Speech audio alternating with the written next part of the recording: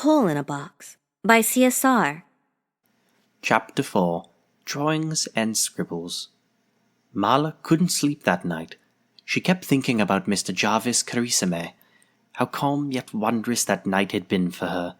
Just as day came, and before any of the other girls had awakened, Marla had noticed that Jarvis forgot his top hat on a nightstand by her bed. She climbed down her ladder to make sure it was real, and ran her fingers along the grey velvet. Last night really happened. Marla grew excited as she thought this to herself. She quickly got dressed in clothes that she had to resemble a suit as best she could.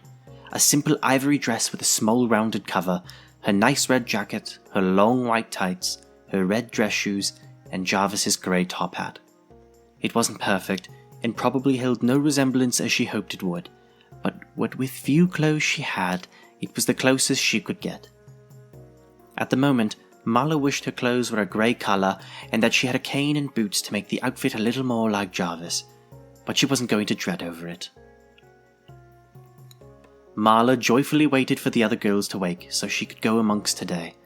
Unfortunately for her, she didn't quite think her outfit through, and some of the girls made comments about the top hat and how she looked ridiculous, in their opinions. Somehow, she was able to ignore it today. Today was special. Today was the day she embarked on feelings she didn't know she had. Today, she was inspired. Marla went about her day joyfully. She eagerly awaited any break time and art time. Once they came about, Marla instantly drew a very detailed image of Jarvis.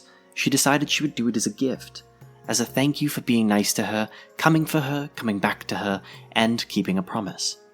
Marla put in every detail that she could remember, from his fancy, shiny black shoes to his tall velvet grey top hat. She even tried to get every shade of colour as accurate as possible. It was remarkable how much the image resembled someone she had just met the previous night.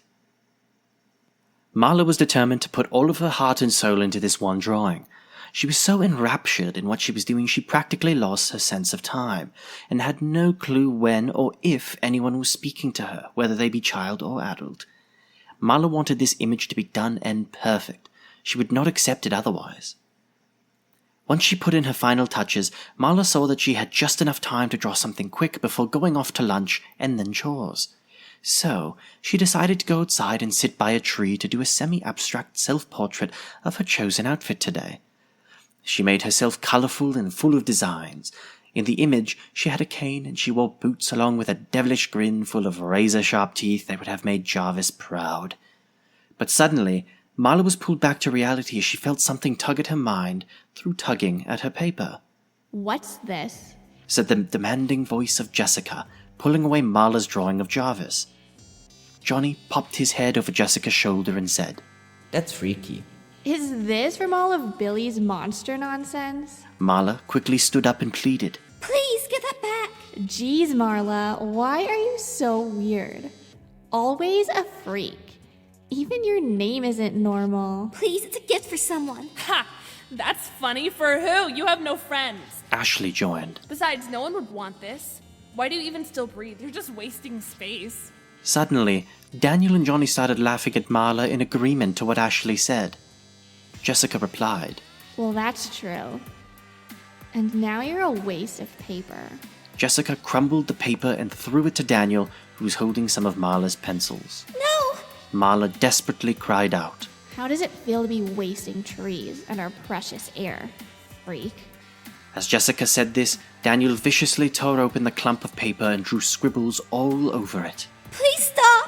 Marla ran toward Daniel, but he tossed it to Johnny, who dunked it into a glass of water Marla had brought with her to drink as she sat outside.